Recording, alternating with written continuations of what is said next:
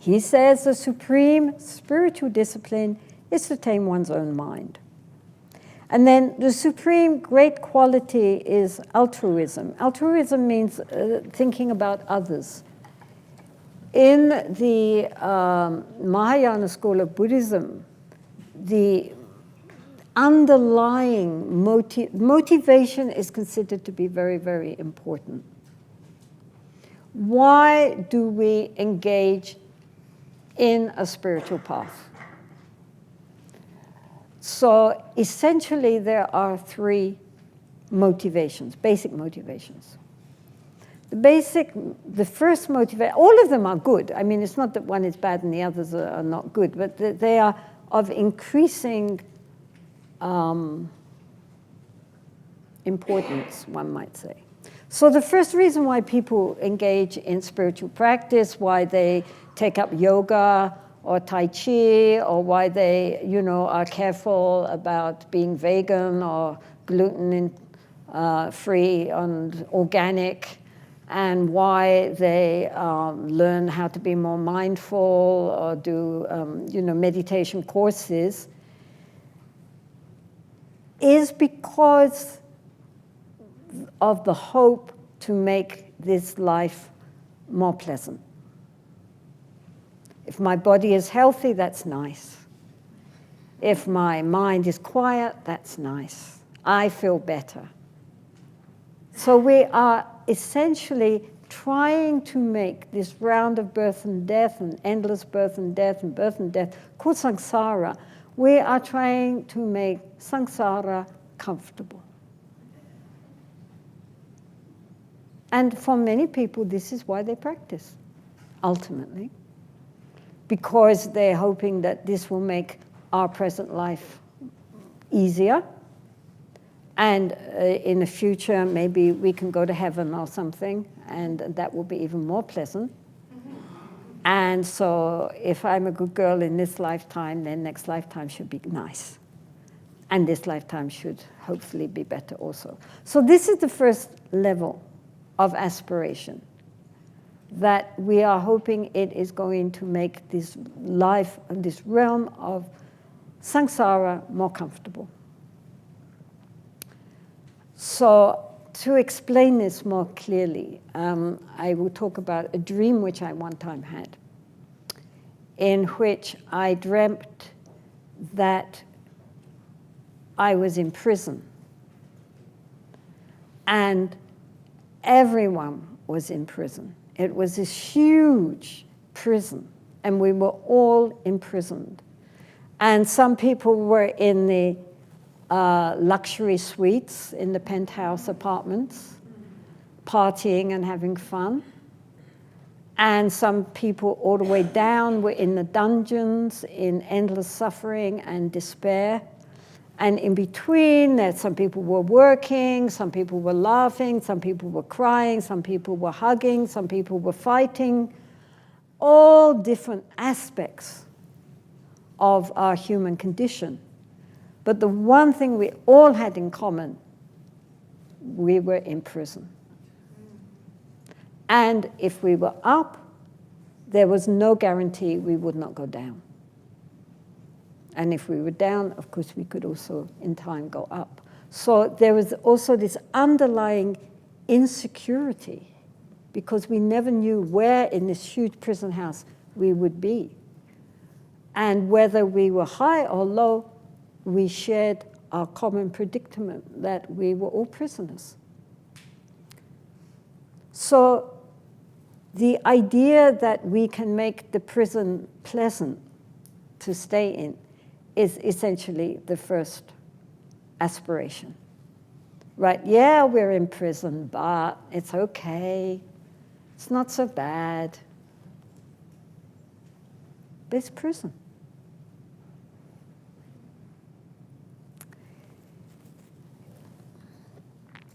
In Buddhist Hindu thought, we are trapped in an endless round of birth, death, rebirth, redeath, endlessly. Why? because we are fixated on the idea of an ego, of an I, who is experiencing all these deaths and rebirths and redeaths, rebirths.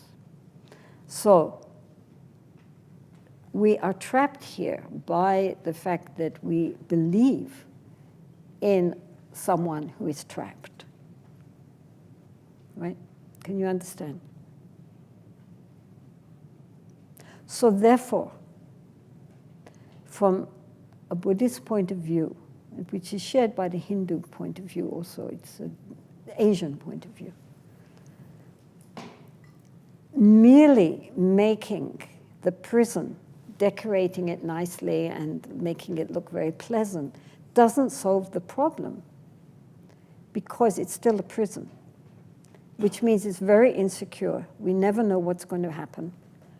And however much we may be okay now, who knows in the future where we're going to be directed, because we have no power to say where we are going to be in this huge, great big prison house, up, down, anywhere. So, in the dream, recognizing that we were in prison, I said to some friends and people around me, we've got to get out. And they said, oh, it's not so bad. It's okay. And I said, no, it's a prison. We've got to escape. And they said, but nobody gets out. And I said, well, we can try. Let's try to escape. So most people said it's all too difficult, and anyway, it's okay. There's no, prison is prison. It's all right. It's not so bad. But a few friends said, okay, if you try to escape, we will try to escape with you. So I said, right. So going through this prison was a stream. And on the banks of the stream was like a kind of flat boat. And there were also guards. And I thought the guards would try to stop us, but the guards didn't do anything. They were totally indifferent. So we got on the boat, and we swept down from the stream. And we came out at the entrance to the prison. So the prison was like here, and then there was a road here. So it was running parallel with the prison. So this desire to get out of the prison, to break the wheel of birth and death and rebirth, redeath, is the second level of aspiration. I've got to be liberated. I have to get out. In Buddhist terminology, we wish to escape from samsara into nirvana, to be liberated, to be freed, to let down the burden that we are carrying, all of us carrying with us. So this is where I was now. I was running along this path, endlessly running. And on this side were all these windows lit up with like vignettes of people drinking, eating, laughing, crying, fighting, working, all different layer after layer of all these windows showing different human activities. Some in despair, some enjoying themselves, all different kinds of aspects, but endless. And so I was running, and I was so tired. And I thought, yes, it's true, what they say.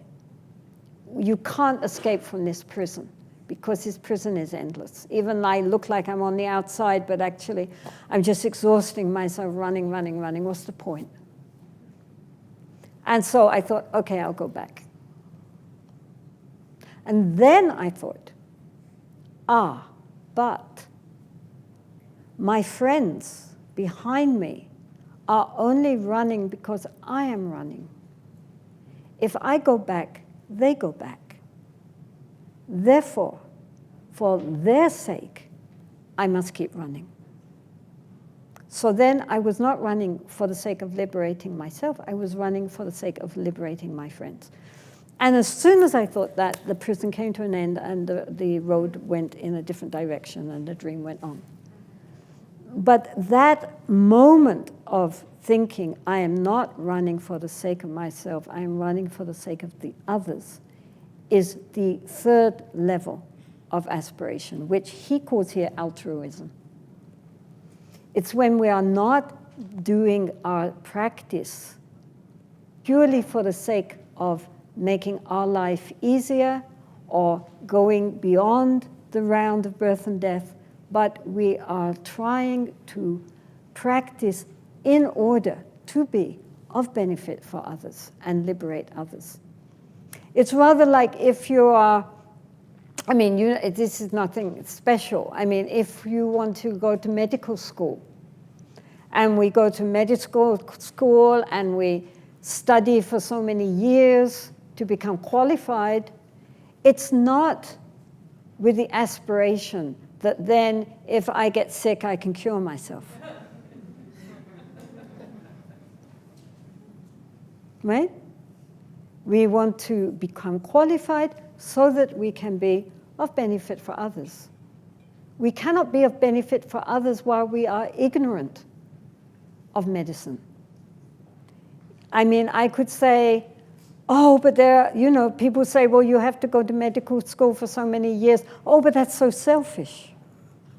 Because meantime, all these people are so sick and they're suffering. And so then we grab a bag of medicines and maybe a scalpel and rush off with the best of intentions to benefit other beings. But because we ourselves are ignorant of medicine, we give all the wrong medicines, and who knows what we do with the scalpel. Best intentions, but ignorant. So first, we ourselves have to qualify. Then there's going to be endless sick people out there to help. Now we're going to be able to help them. So this third level of aspiration, which is called bodhicitta, the thought of enlightenment, the spiritual impulse for enlightenment in order to be able to benefit all other beings, is called here altruism. It means, I think it says pensem in Tibetan. It means the motivation to be of benefit for others, that we are not living just in order to help ourselves and benefit ourselves, but that we are really aspiring to be of benefit to others. For example, if you are like you're doing yoga, well, we can do yoga in order that we will be very healthy, but also we can have the aspiration to really become extremely skilled in yoga so that we could become teachers and help others also to get the benefits of what we know. And so this is a whole change in motivation. It's not just so that I will feel better. It's not even so that I will be liberated. It's so that one can finally be in a position to genuinely be of benefit for others. The classical example is like if we're all drowning in a swamp, then after a lot of effort, finally one finds oneself on dry land, then one turns and all one's family or one's loved ones, everybody are drowning in that swamp. And then we say, well, so sorry you're all drowning, but I got out. Let me be an example. Now you also strive and you can get out too. Ciao. We wouldn't do that. We would consider being on dry land was the opportunity to now try pulling everybody else out. So even in a practical sense, we know that our advantage should be, therefore, in order to benefit others and not just for our own sake. So this question of what is our underlying motivation for what we are doing is very important. It's a whole different shift in why we are practicing, why we want to accomplish for ourselves, for our own benefit, or ultimately for all beings. Because in the text it goes on about how in endless lives we have been very intimately connected with all beings. All beings have been like our mother. That doesn't go down so well in the West, where most people blame their mother for everything. So.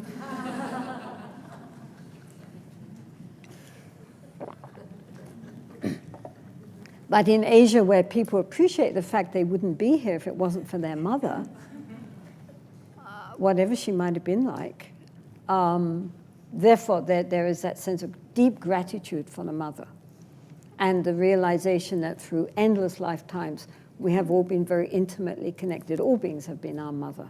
So just as we care for the mother in this lifetime, likewise, we should have that sense of responsibility for all beings.